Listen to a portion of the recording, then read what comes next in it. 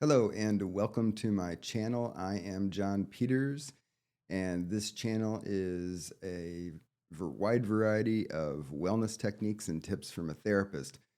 So, in today's video, I am going to talk about my cautions that I give people when thinking about taking St. John's wort, because there are some things that are very important to know if you're considering taking St. John's wort, typically for depression.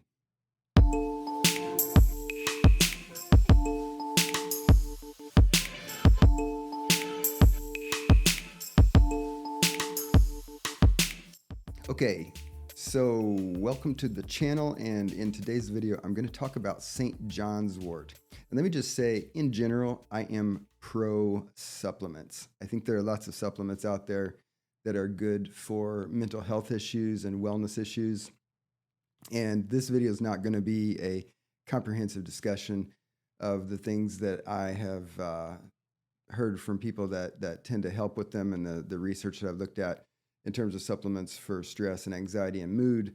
But I want to talk about St. John's wort in particular because it has been a popular supplement for a very long time for depression. And you can easily find it, at the health food stores and various places where you get your supplements. But here's what's important to know before you start taking it if you consider taking St. John's wort.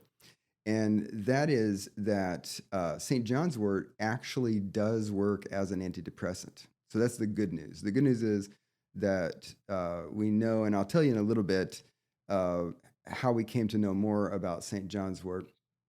But the short of it is, yes, it does work. But number two, and importantly, it works like a particular type of antidepressant, which means that number one, you don't want to combine it with other antidepressants without discussing it with your doctor. And number two, if with the particular type of antidepressant that St. John's wort is, you actually have to restrict your diet. So if you eat a lot of commonly eaten foods, you have to restrict that. So I'll say more about that later too. So here's the history of the supplements legislation in the United States, and how we came to know a little more in the U.S. about St. John's wort. So back in the early 90s, there was this developing class action suit against supplement manufacturers. And this was mainly because people had been taking supplements that included ephedra.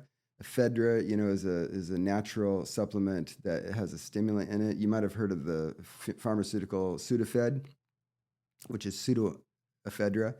So ephedra is a stimulant, and it opens up, I guess, the bronchial airways or something like that. But people were taking it as a component of supplements for weight loss and for exercise.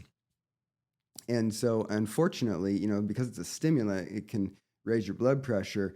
And apparently, a lot of people had adverse hypertensive episodes, including things as severe as having strokes. So there was this group of people that were involved in this class action suit against the supplement manufacturers. And one thing to know about supplements in the United States is since the beginning of time, even though at one point, we had regulation over pharmaceuticals, that supplements was just the Wild West. You could manufacture anything and sell it in any way. There was no government oversight like the FDA. Now, this is different if you look at the history of Europe, especially places like Germany, and I think also Japan, where the government has had an FDA type function for oversight for supplements, which meant that you could guarantee efficacy and safety and things like that. The same things that the government wants to ensure for pharmaceuticals that you get with a prescription. Some countries do that for supplements, but the United States has not been doing that at all, right? But you got this class action suit, and it's about to probably, people were guessing, successfully tank a lot of supplement manufacturers. Enter Orrin Hatch from Utah. Orrin Hatch was a congressional representative from Utah, and the supplement manufacturers that were getting targeted with this lawsuit were mainly in Utah, right? So in 1995, Hatch introduced into Congress legislation that got passed, which partly was to shield these supplement manufacturers from getting hit with these class action suits over the ephedra issues. But what it did was not just shield them, but it created the National Centers for Complementary and Alternative Medicine, which was part of the National Institutes of Health. So if you go to nih.gov and look up institutes, you can find NCCAM. So what it did, it created this additional institute, and there are like 36 institutes in the National Institutes of Health. But prior to 95, the federal government really had no explicit interest in complementary and alternative medicine. But this legislation that was passed partly to shield the lawsuits created the National Centers for Complementary and Alternative Medicine as part of NIH. And so part of what that did was provide federal funding for research into supplements and things like that and alternative medicine. So not only was it funding it, but then that institute became and still is a clearinghouse for information for people like you and me to go there and look up what the published studies say about what they have looked at. Okay, so federal money funding complementary alternative medicine studies, published studies, and then information being disseminated through that NCCAM to let us know what they're finding in those studies. Okay, so if you go look up St. John's wort, that was one of the early things that got studied after the implementation of the legislation in 95. By the way, this is also why right after that legislation, that cereal boxes could no longer make the health claims that they were making before then, because it was a little more oversight over health claims of supplements and diet elements and things like that. But anyway, back to St. John's wort. So they studied St. John's wort and found that, yes, it does work as an antidepressant.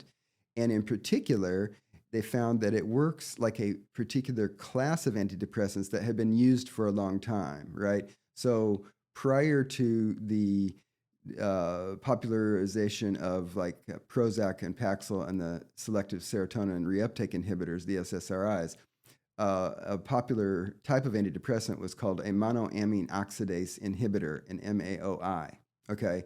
And so that had been used for depression for a long time. Well, it turns out that St. John's wort chemically acts like an MAOI.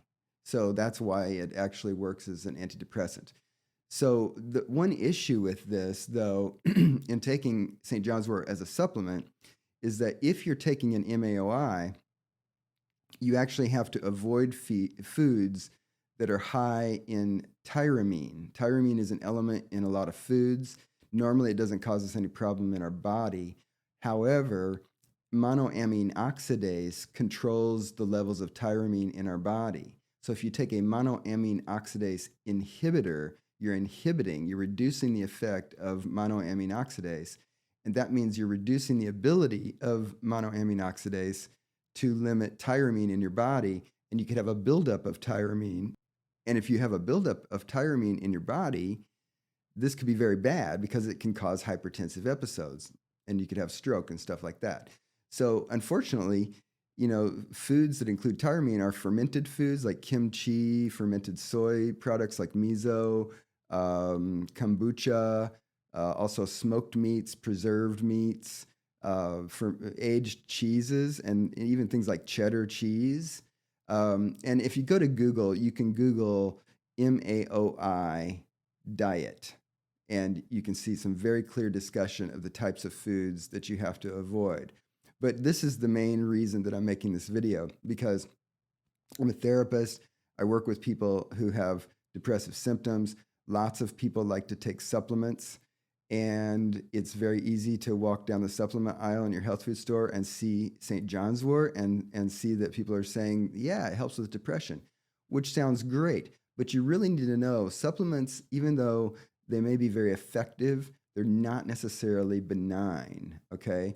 And this is a good case of where a supplement really could hurt you. And so you need to be careful what you're taking. The other issue, which is related to what I said earlier about the oversight, is even though in 95 this legislation did increase oversight to some degree because it made explicit the obligations of the manufacturers to be selling a product that conformed to what they said it was, and it kind of controlled what they could say that products could do and not do. But supplements in the United States are still not being regulated and controlled, and there's no oversight for supplements like there is for pharmaceuticals. So you should just know that if you buy supplements manufactured in the United States, the dosing may be all over the place, so even if like St. John's wort is the best choice for you as an antidepressant, if you go grab some St. John's wort tea or pills or something, how do you know that you're getting the dose that is on the label to know that you can control how much you're taking every day? Like if you get a script for Prozac and it's 20 milligrams a day, you can pretty much be assured you're getting 20 milligrams of Prozac per day because of the way the FDA has oversight of the manufacturing and delivering of that product. But that doesn't exist for supplements. It does not exist. And so it's still a bit like the Wild West in terms of things like dosing and extra elements that are added into the product. And, one way around that, you could do your research and find out places, for example, like Germany, that do have better oversight. So, and you can get your supplements from a place where they are going to control what's in it. If you want to be more precisely controlling the dose of a supplement, especially something like St. John's wort, where I would assume people would want to be in control of the amount that they were taking per day, to stay steady on it. But anyway, just be an informed consumer. Know that, even though supplements are natural, they're not necessarily benign. Yes, they many times are effective for the reasons that we're taking them, but we have to be careful with them in a lot of the same ways that we would be careful about a script that we get from the pharmacy, right? So discuss this with your doctor. This is my recommendation. If you're depressed, talk with your doctor about the supplements that you might be taking to enhance your wellness, enhance your mood, and try to ameliorate your depression. And especially if you're going to do St. John's wort, definitely have a specific, explicit conversation with your doctor because, as I've said, St. John's wort, according to the research, seems to act like an MAOI. And if you're going to take that, your doctor needs to know that you're on that. You don't want to combine it with other antidepressants or possibly other medications because there's some contraindications of certain types of medications as well. And you also, as I mentioned, would have to restrict your diet per the MAOI diet restrictions in order to stay physically safe. So hope this is helpful. If you like this kind of content, feel very free to hit the like button. And I'm always open to comments. Feel free to comment on the video. That's helpful for me to get feedback on how the channel is landing on viewers. And join me in an upcoming video. I'm going to keep making videos every week.